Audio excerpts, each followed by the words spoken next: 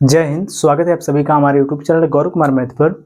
कल आपका जो एग्जाम हुआ उसमें सभी शिफ्ट को मिलाकर जो आपका मैथ्स का जो क्वेश्चन था उनका हम यहाँ पर एनालिसिस करेंगे कि जितना भी आपका शिफ्ट हुआ सब में जो मैथ्स का जो क्वेश्चन है, जो क्वेश्चन हमें मिल गया है उन सभी क्वेश्चंस का हम यहाँ पर एनालिसिस करेंगे। और इस वीडियो के अंत में आपको बताया जाएगा कि आपका कौन सा टॉपिक बहुत इंपॉर्टेंट है कि जिनसे आपका ज़्यादा क्वेश्चन पूछा गया है या फिर किन किन टॉपिक से कितना कितना क्वेश्चन पूछा गया है, उसको हम इस वीडियो के अंत में देखेंगे। और सभी लोग पेन और कॉपी साथ में लेकर बैठो। जो क्वेश्चन यहाँ पर करवाया जाएगा वह सब क्वेश्चन कल आपके एग्जाम में पूछा गया है, आप लोग भी उस क्वेश्चन को सॉल्व करने का प्रयास करना और आप लोग इसके सॉल्यूशन को भी देखना। देखो आपका ये पहला क्वेश्चन, देखो क्वेश्चन में बोला है कि 33 से कम सभी अभाज्य संख्याओं का औसत क्या होगा। देखो इसमें क्या 33 से कम, इसमें आपको प्राइम नंबर लेना जो कि कितना हो, 33 से कम हो। तो चलो इसको पहले आप लोग यहाँ पर लिखो। इनका आपको क्या बताना है, एवरेज बताना है। कि यहाँ पर सबसे पहले देखो आपका प्राइम नंबर कहाँ से स्टार्ट होता है, हमेशा 2 से स्टार्ट होता है। 2, इसके बाद हो जाएगा यहाँ पर 3, फिर हो जाएगा यहाँ पर 5, 7, 11, 13, इसके बाद हो जाएगा 17, फिर इसके बाद 19, 23, फिर इसके बाद 23 के आगे जब हम जाएंगे यहाँ पर आपका हो जाएगा 29, फिर इसके बाद हो जाएगा यहाँ पर 31। ठीक, टोटल मिलाकर यही हो गया अभाज्य संख्या जो कि 33 से कम है। अब देखो आपको यहाँ पर इसका जब निकालना है आपको एवरेज, तो एवरेज में क्या करते हैं, इन सबको हम ऐड करेंगे, ऐड करने के बाद इनको काउंट करके उसी से कर देंगे हम डिवाइड।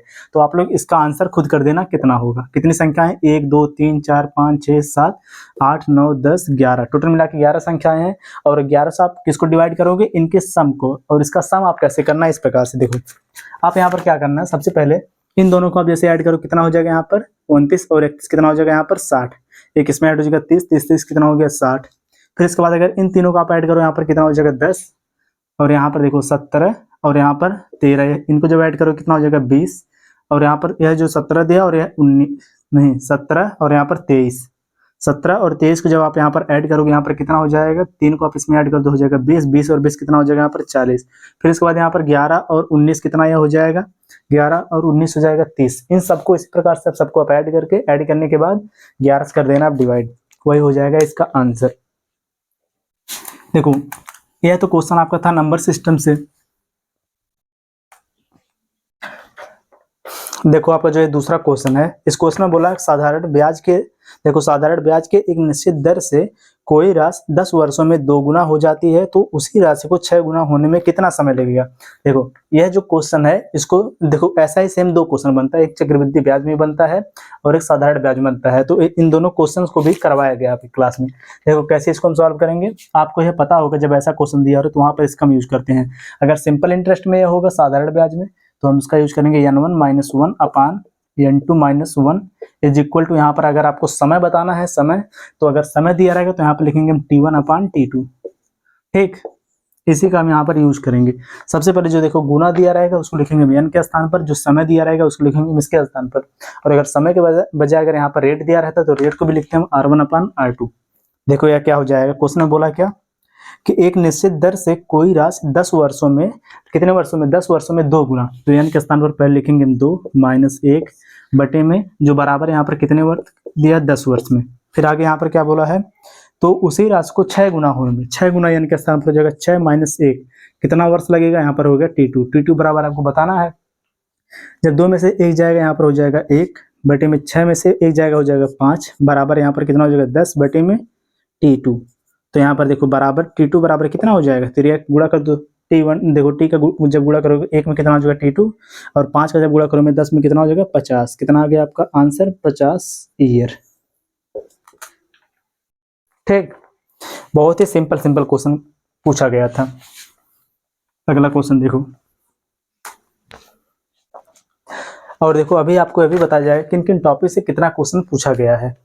ठीक, देखो ये जो आपका क्वेश्चन दिया है ये आपका परसेंटेज से। इस क्वेश्चन ने देखो बोला कि यदि किसी आयत की लंबाई को 14.28 से बढ़ा दिया जाए तो क्षेत्रफल को समान रखने के लिए चौड़ाई को कितने प्रतिशत कम करना पड़ेगा। यहाँ पर देखो लंबाई को क्या कर रहा है, बढ़ा रहा है, लेकिन इसका जो क्षेत्रफल वह सेम रहे और यहाँ पर इसकी जो चौड़ाई है उसको कितना परसेंट इसको कम करना पड़ेगा, यही आपको बताना है। कितना बोला इसमें 14.28%। इसको जब हम यहाँ पर फ्रैक्शन में बदलेंगे, देखो सबसे पहले इसको आप बदल दो फ्रैक्शन में, कितना हो जाएगा 14 सही 2/7। ठीक, 14/2/7%। ठीक, और इसको जब हम बदलेंगे फ्रैक्शन में तो यहाँ पर ये आपका ये कितना हो जाएगा, देखो 14×7 = 98, 98 कितना यहाँ पर हो जाएगा 100, 100 बटे में कितना यहाँ पर हो गया 7। इसको परसेंटेज को भी हम यहाँ पर सॉल्व करेंगे, कितना हो जाएगा 100, 1 बटे में कितना हो गया 7। ठीक, यहाँ पर जब यहाँ पर बढ़ा रहा है तो इसका मतलब 1 हो जाएगा यहाँ पर ज़्यादा, कि इसका यह क्या दिया है, इसकी लंबाई में वृद्धि दिया, कितना 14.28% की क्या हो जाए, वृद्धि हो जाए। तो यहाँ पर जो इसकी लंबाई है, लंबाई को हम इस प्रकार से लिखेंगे, पहले लंबाई कितनी थी 7 थी, 7 और बाद में कितनी हो गई यहाँ पर 8, पहले थी 7 अब बाद में कितना हो गया 8।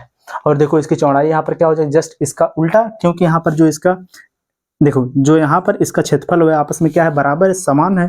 तो यहाँ पर देखो इसी का जस्ट उल्टा यहाँ पर हो जाएगा, इसकी चौड़ाई यहाँ पर कितना हो जाएगा 8, यहाँ पर कितना हो जाएगा 7, और इस प्रकार से इसका जो एरिया है, क्षेत्रफल वह कितना हो जाएगा 8 सत्ते कितना हो जाएगा यहाँ पर 56, 7 8 56 या फिर 8 7 56, इसका भी एरिया कितना हो गया 56। यहाँ पर इनका जो एरिया है वह क्या आपस में समान है। अब देखो ध्यान से, यह इसका क्या है, लंबाई है, और इसका क्या है, चौड़ाई है। चौड़ाई को हमें कितना यहाँ पर कम करना पड़ा कि इसका जो इसका क्षेत्रफल वह बराबर हो जाए। पहले था 8, इसको भी हमको कितना, देखो इसकी जो लंबाई है इसको हमने कितना बढ़ा दिया, 1 बढ़ा दिया, लेकिन इसका जो क्षेत्रफल उसको समान रखने के लिए हमें क्या करना पड़ेगा कि इसकी जो चौड़ाई है उसको कितना कम करना पड़ेगा, 1 कम करना पड़ेगा। ठीक, और हमें बताना है कितना परसेंट इसकी चौड़ाई को कम करना पड़ेगा, तो यहाँ पर कितना कम करना पड़ रहा है, यहाँ पर 1। इसी को बदल देंगे हम परसेंटेज में। परसेंटेज में बदलने के लिए जो इसके कमी है वह कितना है, 1 गुणे में कितना हो जाएगा 100 बटे में कितना हो जाएगा 8। ठीक, बराबर कितना हो गया, देखो 8 का नाम 8, यहाँ पर बचा कितना 2, 8 दूनी कितना हो गया 16, बचा कितना इसके बाद 4, दशमलव लगाओ, 8 5 कितना हो जाएगा 40 की 12.5% की कमी करना पड़ेगा किसमें, इसकी चौड़ाई में। ये इसका हो जाएगा यहाँ पर आंसर। और ऐसा भी क्वेश्चन करवाया गया है क्लास में। चलो देखो,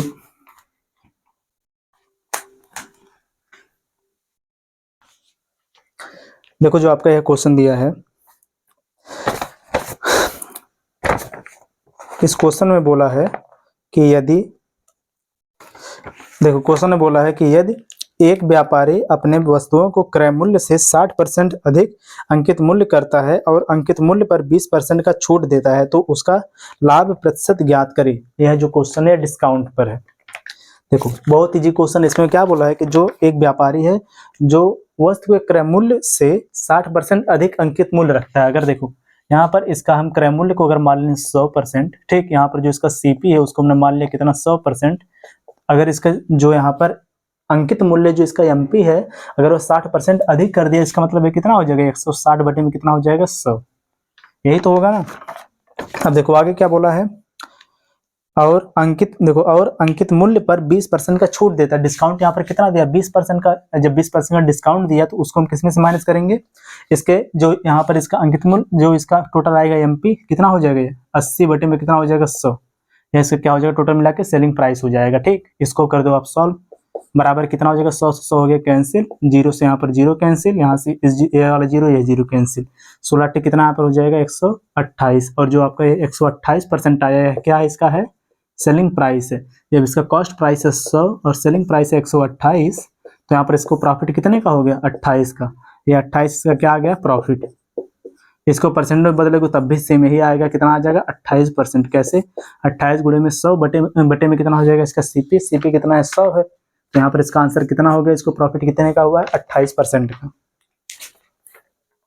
ठीक, अब अगला क्वेश्चन देखो,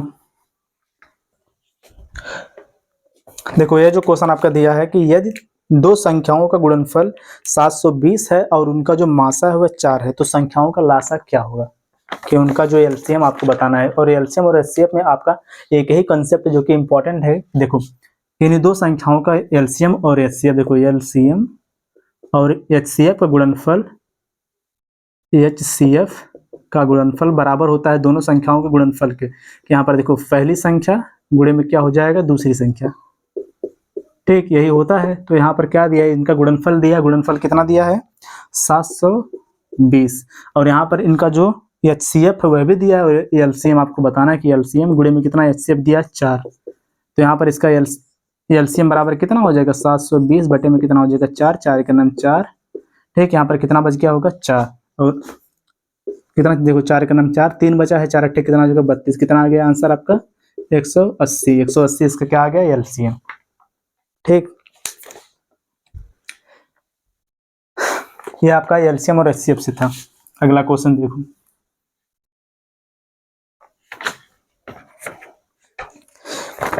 देखो जो अगला क्वेश्चन आपका दिया है,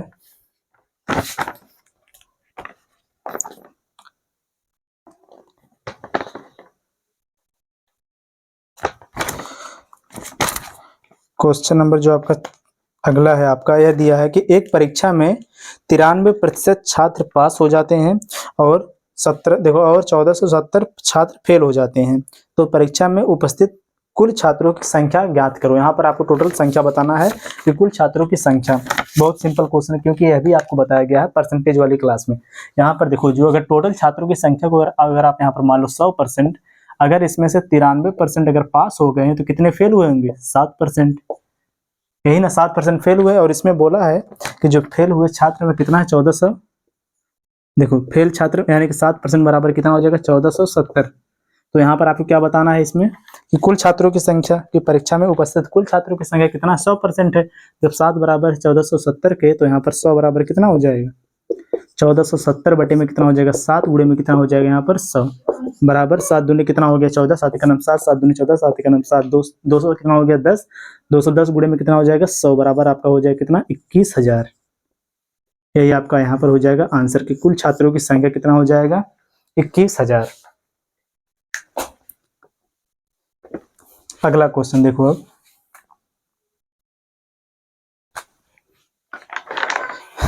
देखो जो अगला क्वेश्चन है कि दो संख्याओं का अनुपात 3:4 है। देखो बहुत सिंपल क्वेश्चन है, ऐसा भी क्वेश्चन करवाया गया था, रेशियो प्रोपोर्शन में आपका है। अगला क्वेश्चन है ना कि क्वेश्चन में बोला है कि दो संख्याओं का अनुपात 3:4 है और उनका योग 343 है, तो दोनों संख्याओं का गुणनफल क्या होगा। देखो बहुत सिंपल यह भी है। देखो जिन लोगों ने क्लास को अच्छे से पढ़ा है वह लोग इन सभी क्वेश्चन को बहुत ही अच्छे से सॉल्व कर लेंगे बिना किसी प्रॉब्लम के। देखो क्वेश्चन में क्या बोला है, दोनों संख्याओं का अनुपात कितना है, 3:4 है। ठीक, इनका जो योग है यह दिया है कितना, 343 है। आपको क्या बताना है, इनका गुणनफल। तो यहाँ पर जब रेशियो में जब किसी भी संख्या का अगर रेशियो दिया रहे तो वहाँ पर एक हम वेरिएबल लेते हैं। तो यहाँ पर 3 और 4 कितना हो जाएगा, 7। यहाँ पर इसको हम ले लेंगे 3x और यह कितना हो जाएगा आपका 4x। इन दोनों का सम कितना हो जाएगा, 7x। 7x बराबर कितना हो जाएगा, 343। तो यहाँ पर x बराबर कितना हो जाएगा, 7 से इसको डिवाइड करो। देखो 7 चौक कितना हो जाएगा 28 और 7 नंबर कितना हो जाएगा यहाँ पर 63। कितना आ गया यहाँ पर 49। और आपको बताना यहाँ पर इन दोनों, देखो दोनों संख्याओं का गुणनफल क्या होगा। तो 3x गुणे में कितना हो जाएगा 4x, 4 3 कितना हो जाएगा 12, 12x square is equal to यहाँ पर कितना हो जाएगा 12 गुणे में 49 का स्क्वायर।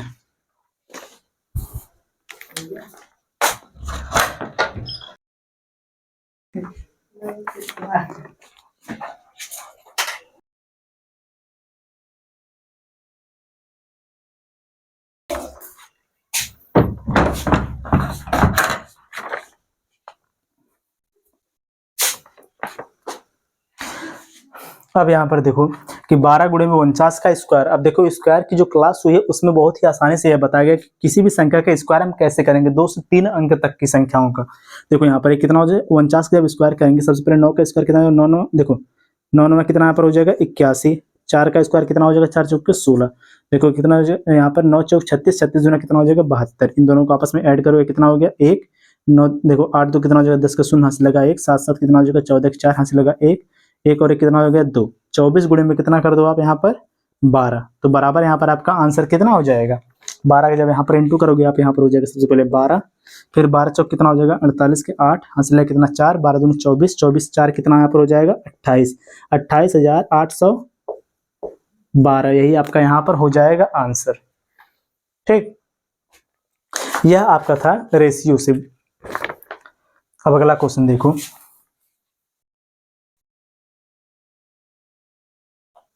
देखो आपका जो यह क्वेश्चन दिया है,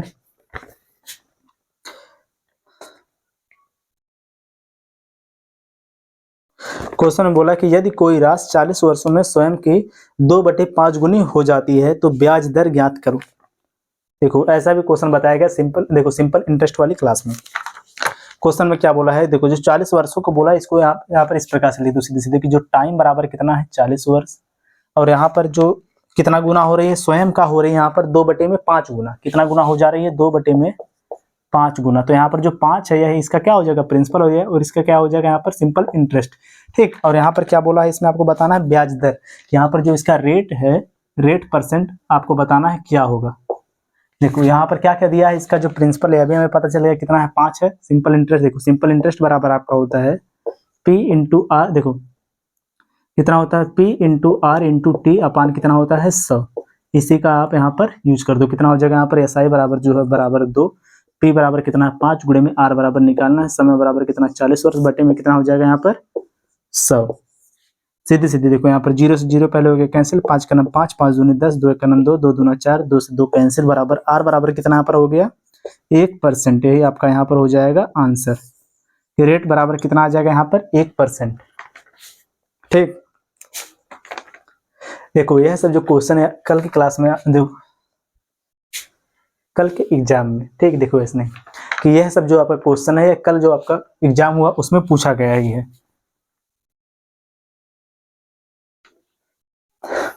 देखो अगला क्वेश्चन, इस क्वेश्चन में बोला है कि 72 पुरुष 24 दिन में 720 कुर्सी बना सकते हैं तो 12 पुरुष 600 कुर्सी बनाने में कितना समय लगेगा। यहाँ पर देखो ये जो आपका क्वेश्चन है ये जो आपका MDH बटे में जो आपका टोटल वर्क जो होता है उसी पर बेस्ड है कि मिक्स्ड प्रोपोर्शन कहो या फिर इसको आप टाइम एंड वर्क में भी पढ़े हो। देखो कैसे इसको हम सॉल्व करेंगे, सबसे पहले इसमें जो बोला यहाँ पर हम किसका यूज करेंगे MDH बटे में क्या हो जाए टोटल वर्क, यहाँ पर क्या लिख दो आप सीधे से W वर्क, इसी का यूज यहाँ पर करते हैं कि यह देखो बराबर हो जाता है आपका M2 D2 H2 अपान क्या हो जाएगा W2 M1 D1 H1 W1, इसी पर बेस्ड यह होता है क्वेश्चन।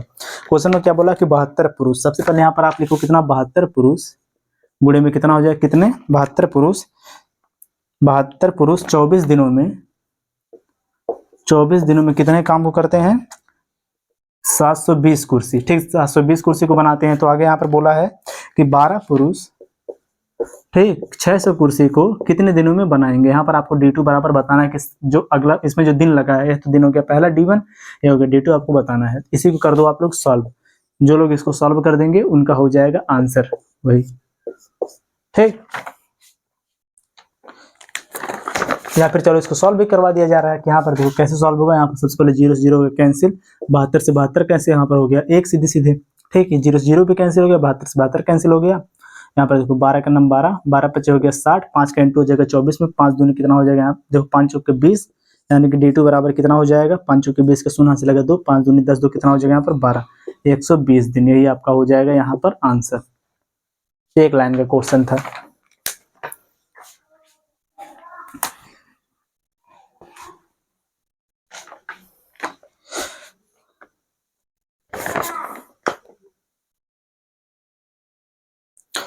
अब चलो अगला क्वेश्चन देखो,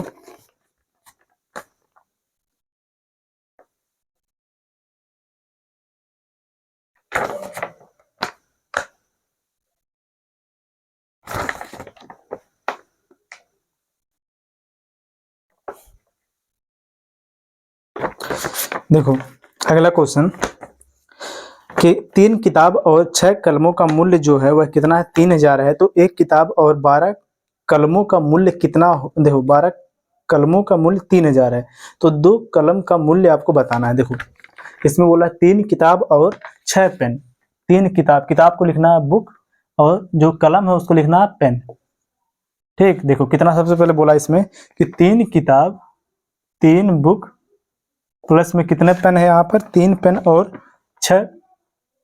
3 बुक और 6 पेन बराबर यहाँ पर कितना है 3000 यहाँ पर कह रहे हैं 3000। फिर आगे दिया कि एक किताब और 12 कलम, एक किताब प्लस में कितना 12 कलम, यह बराबर इसका भी मूल्य कितना है 3000। और आपको यहाँ पर बताना है इसमें कि 2 पेन का मूल्य क्या होगा। 2 पेन का मूल्य निकालने के लिए सबसे पहले हम निकालेंगे एक पेन का मूल्य कितना है। जब एक पेन का आपको पता चल जाएगा तो आप यहाँ पर निकाल लोगे कि 2 पेन का मूल्य कितना है। देखो यहाँ पर इसको आप इक्वेशन की तरह सॉल्व कर दो कि इक्वेशन नंबर फर्स्ट ये हो गया, इक्वेशन नंबर सेकंड ये हो गया। यहाँ पर आप ऐसा करो कि जब हमें देखो पेन निकालना, तो ऐसा यहाँ पर करो कि जो बुक्स है यहाँ पर ये कैंसिल हो जाए। तो आप यहाँ पर क्या करो, अगर यहाँ पर 3 है, यहाँ पर 1 है, अगर इसको हम 3 कर दें, 3 करने के लिए हम क्या करेंगे, इसमें 3 का हम इंटू कर दें। 3 का इंटू जब करेंगे कितना हो जाएगा, 3 दूनी 6। इसको यहाँ पर लिखा जा रहा है, देखो 3 का नाम 3 प्लस 12, 12 3 कितना यहाँ पर हो जाएगा 36। पी बराबर है कितना हो जाएगा, 3 3 का 9, 9,000। अब आप क्या करो, यहाँ पर आपका आ गया इक्वेशन नंबर 3। अब फर्स्ट को थर्ड में से माइनस कर दो, इसको आप यहाँ से माइनस कर दो, कितना हो जाएगा 3b प्लस में कितना हो जाएगा 6p बराबर 3000। यह वो आपका दिया इक्वेशन नंबर फर्स्ट। इन दोनों को आप कर दो माइनस, तो यहाँ से पहला कैंसिल हो गया। यहाँ पर जब 6 इसमें से जब माइनस होगा, यहाँ पर कितना हो जाएगा 30p बराबर यहाँ पर कितना हो जाएगा 6000। तो यहाँ इसका मतलब p बराबर कितना हो जाएगा, 0 से 0 कैंसिल, 3 का नाम 3, 3 दूनी हो जाएगा 6 बराबर कितना आ गया यहाँ पर 200। एक पेन का मूल्य कितना आ गया 200। तो यहाँ पर पूछा आपसे 2 पेन का मूल्य, यानी कि 2p बराबर कितना हो जाएगा 400। 400 यहाँ पर आपका हो जाएगा आंसर। ठीक, ये आपका जो क्वेश्चन है ये आपका रिलेशन बिटवीन नंबर्स पर बेस्ड है। चलो अब अगला क्वेश्चन देखो। जिन लोगों ने रिलेशन बिटवीन नंबर्स की जो टॉपिक हुआ है, यह क्लास जो इसमें हुआ था, उसको जिन लोगों ने पढ़ा होगा वह लोग इस क्वेश्चन को बहुत ही आसानी से कर लिए होंगे। अब चलो देखो अगला क्वेश्चन, कि समान लंबाई के 2 ट्रेन एक दूसरे को पार करने में 18 सेकंड का समय लेती हैं, तो यदि ट्रेनों की लंबाई 360 मीटर है तो उनके चालों का योग क्या होगा। स्पीड टाइम एंड डिस्टेंस पर बेस्ड आपका एक क्वेश्चन है, जिसमें जो आपका दूसरा कि तीसरा जो टाइप करवाया गया था कि ट्रेन पर बेस्ड क्वेश्चन, उसी पर ये आधारित है। देखो इसमें आपको क्या करना है, रिलेटिव स्पीड निकालना है, क्योंकि जब इसमें आपको दोनों चाल का, इसमें क्या बताना है, लास्ट में क्या, उनके चालों का योग बताना है। तो इतना केवल आप समझो कि 2 ट्रेन है, एक ट्रेन अगर यहाँ से देखो जा रही है, ट्रेन की जो स्पीड है S1 और इसकी जो लंबाई है कितना है 360 मीटर, और एक दूसरे को ये पार कर रहे हैं, इसका मतलब दूसरी ट्रेन यहाँ पर होगी, इसकी स्पीड कितना है S2 और इसकी भी लंबाई कितना है 360 मीटर। जब ये दोनों एक दूसरे को जब पूरा पार करेंगे, इसका मतलब कितना दूरी तय करेंगे, यहाँ पर देखो एक यहाँ पर है और एक यहाँ पर, जब इसका अंतिम वाला छोर यहाँ पर आ जाएगा और इसका अंतिम छोर यहाँ पर आ जाएगा, इसका मतलब इसको तय करना होगा 360 मीटर की दूरी और इसको भी तय करना होगा 360 मीटर की दूरी। इस प्रकार से यहाँ पर जो टोटल डिस्टेंस वह बराबर कितना हो जाएगा 360 प्लस में कितना हो जाएगा 360, कितना हो जाएगा 360 बराबर कितना हो जाएगा 360, 360 6 दूनी 12 के 2 वहां से लगा 3 दूनी 6 कितना हो जाएगा 7, कितना आ गया 720 मीटर। अब देखो यहाँ पर समय आपको पता है कितना समय इसको लग रहा है, इसको पार करने में, एक दूसरे को पार करने में 18 सेकंड का समय लग रहा है। टाइम बराबर कितना है, टाइम जो दिया है कितना है 18 सेकंड। और देखो जब यह दोनों एक दूसरे के विपरीत हैं, कि विपरीत डायरेक्शन से आ रही है, कि एक जा रही है इधर से और दूसरी आ रही है उसके आगे से, यानी कि यह दोनों एक दूसरे के क्या विपरीत है, तो यहाँ पर इनकी जो रिलेटिव स्पीड है क्या हो जाएगी S1 प्लस में क्या हो जाएगा S2। यहाँ पर देखो इनकी जो रिलेटिव स्पीड है वह बराबर कितना हो जाएगा S1 प्लस में हो जाएगा S2। यही हमको बताना भी है क्या होगा, इसी का मान क्या होगा। देखो टोटल डिस्टेंस कितना है 720 मीटर, तो यहाँ पर देखो इनकी रिलेटिव स्पीड, यानी कि यहाँ पर क्या हो जाएगा S1 प्लस S2 बराबर हो जाएगा S1 प्लस S2 बराबर यहाँ पर हो जाएगा, इन दोनों का सम बराबर ये हो जाएगा 720 बटे में टोटल डिस्टेंस अपन क्या होगा, टोटल टाइम कितना लगा 18 सेकंड, 18 चौक कितना हो जाएगा 72 बराबर आपका आंसर कितना हो जाएगा 40 मीटर पर सेकंड। इन दोनों का योग हो जाएगा, ठीक, सम हो जाएगा कितना, रिलेटिव स्पीड बराबर कितना आ गया 40 मीटर पर सेकंड। ये इसका हो जाएगा यहाँ पर आंसर। ठीक, ये आपका था टाइम एंड डिस्टेंस से रिलेटेड। अब चलो देखो अगला क्वेश्चन जो रहेगा ये आपका रहेगा 3D से, जो मेंसुरेशन में आपका यह पूछा गया है। और मेंसुरेशन में ज्यादातर जो क्वेश्चंस हैं वह सब फार्मूले पर बेस्ड होते हैं, जिनको फार्मूला याद रहेगा वह सब उन सभी क्वेश्चंस को आसानी से कर लेंगे, जो भी क्वेश्चन उसमें पूछा जाएगा 2D हो या फिर 3D हो। देखो क्वेश्चन बोला है कि उस बेलन का वक्रपृष्ठ क्षेत्रफल ज्ञात करें जिनकी लंबाई 10 सेंटीमीटर और त्रिज्या जो है वह 17 सेंटीमीटर हो। यहाँ पर देखो इसमें आपको बताना है कर्व सरफेस एरिया, इसमें आपको क्या बताना है, सिलेंडर का कर्व सरफेस एरिया जो कितना होता है 2 पाई RH। कर्व देखो यह क्या हो जाएगा, कर्व हो जाएगा यह वक्र पृष्ठीय क्षेत्रफल, आपको यहाँ पर बताना है एरिया CSA। अब देखो इसमें जो R बराबर कितना दिया है, इसकी त्रिज्या दिया है 17 सेंटीमीटर, लंबाई जो है H बराबर कितना दिया है, कितना है 10 सेंटीमीटर। तो यहाँ पर इनका एरिया बराबर है कितना हो जाएगा वक्र पृष्ठीय, देखो वक्र पृष्ठीय क्षेत्रफल कितना हो जाएगा CSA बराबर यहाँ पर ये हो जाएगा 2 इंटू पाई इंटू R कितना है 17 गुणे में कितना हो जाएगा इसका ये जो लंबाई है ये 6, जो ऊंचाई है वो कितना है 10, तो बराबर है कितना हो जाएगा, देखो 17 दूनी कितना हो जाएगा यहाँ पर 34, 340 पाई, यही इसका हो जाएगा सीधे सीधे आंसर। ठीक, अब चलो अगला क्वेश्चन देखो। देखो जितना भी यहाँ पर क्वेश्चंस करवाया गया है सब बहुत ही इजी है। ठीक, देखो क्वेश्चन में बोला है यहाँ पर, जो आपका ये क्वेश्चन दिया अगला क्वेश्चन, देखो ये इस क्वेश्चन में बोला कि यदि किसी संख्या के 20% का 25% 250 रुपए है, ये देखो 250 रुपए नहीं केवल 250 है, तो उस संख्या का 35% ज्ञात कीजिए। देखो क्वेश्चन में जो बोला है सबसे पहले कि यदि किसी संख्या के 20% का 25% 250 है तो उस संख्या का 35% ज्ञात करो। अगर देखो यहाँ पर संख्या जो उसको मान लिया अगर हम x, क्योंकि देखो अगर उस संख्या का सबसे पहले कितना बोला 20%, इसका जब हम 20% करेंगे तो हो जाएगा 20 बटे में हो जाएगा 100, फिर उसका कितना कर दे हम 25%, तो और यह बराबर किसके आ गया है 250 के, यही तो है ना, बराबर है किसके आ गया 250 के। तो यहाँ पर देखो 25 का नाम 25, 25 का हो गया 100, 20 का नाम 20, 20 25 कितना हो जाएगा 100। ठीक, इन दोनों का आपस में इंटू करें कितना हो जाएगा 5 चौके 20।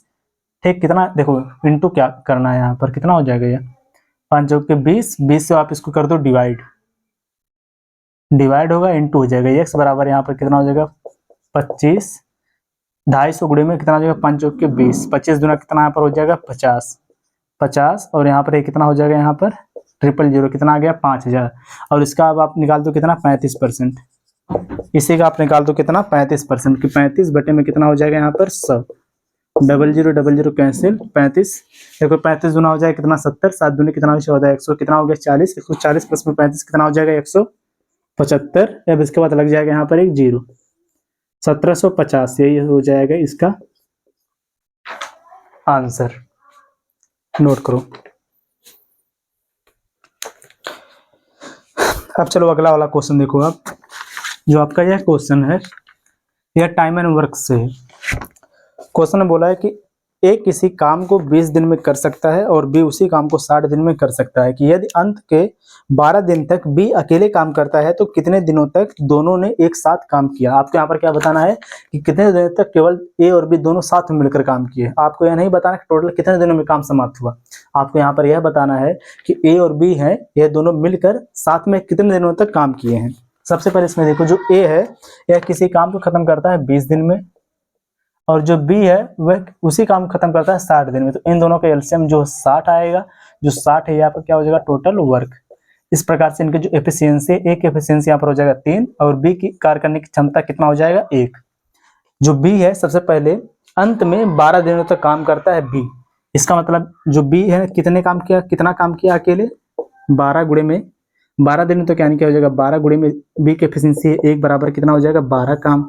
अब कितना काम अभी बचा हुआ 60 माइनस कितना कर देंगे हम 12 बराबर हो जाएगा ये 48 काम अभी भी बचा हुआ है, और जो है बचा हुआ काम है इस काम को ए और बी दोनों मिलकर खत्म किए होंगे, क्योंकि अंत में केवल 12 दिनों तक बी ने काम किया अकेले, तो इसका मतलब 48 काम को खत्म किए होंगे ए और बी दोनों मिलकर, ए प्लस में बी दोनों मिलकर इस 48 काम को कितने दिन में खत्म करेंगे। 48 बटे में कितना हो जाएगा 3 और 1 हो जाएगा यहाँ पर 4, 4 का नाम 4, 4 दूनी कितना हो जाएगा 8, कितना आ गया 12 दिन, यही आपका यहाँ पर हो जाएगा आंसर।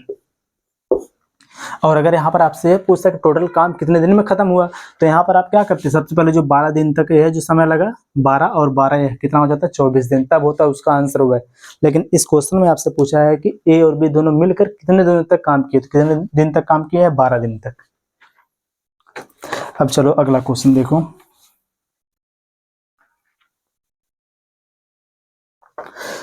यह जो आपका क्वेश्चन है, क्वेश्चन में यहाँ पर बोला है कि 90,000 की धनराशि को 80% की दर से 1 वर्ष के लिए निवेश किया जाता है। यदि ब्याज की गणना अर्धवार्षिक किया जाए तो 1 वर्ष में मिलने वाला चक्रवृद्धि ब्याज कितना होगा।